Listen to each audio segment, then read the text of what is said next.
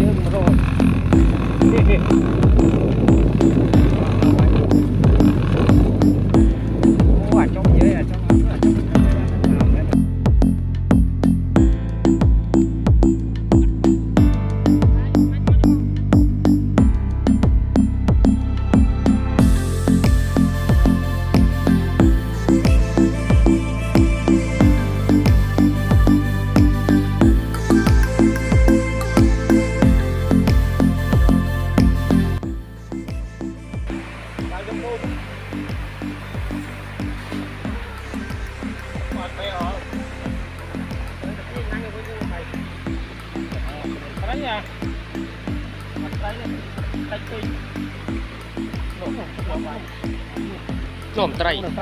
chọc lấy lục ấy đi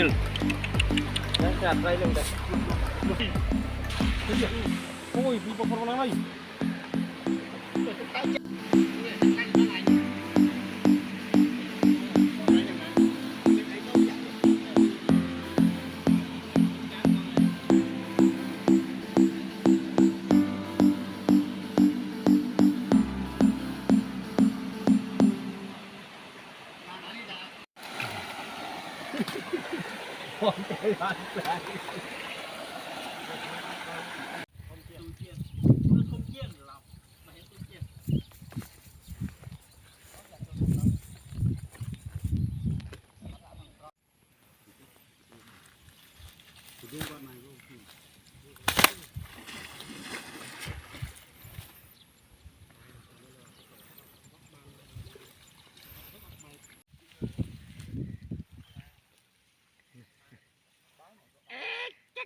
yeah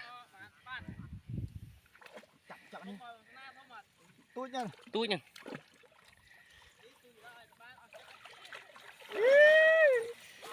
trời ơi trong phân nhom đây nè phân là khăn điên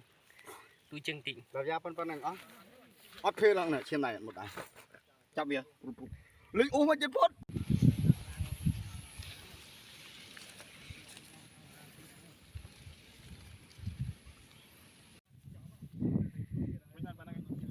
tôi nhỉ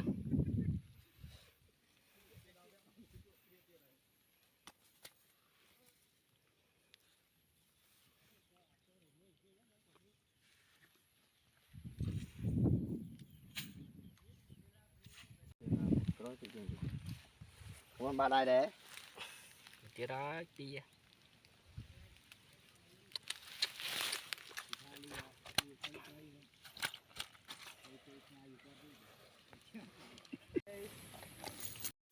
đâu mà lâu thôi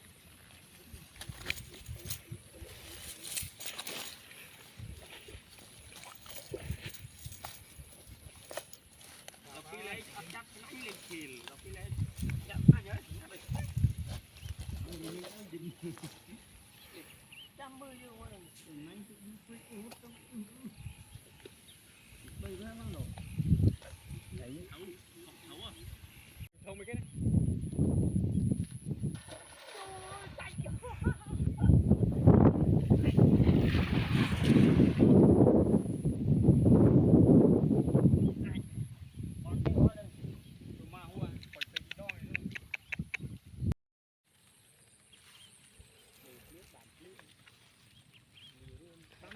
thua mà ngại căng mà ngại đầu tiên luôn hôm nay việc bàn kia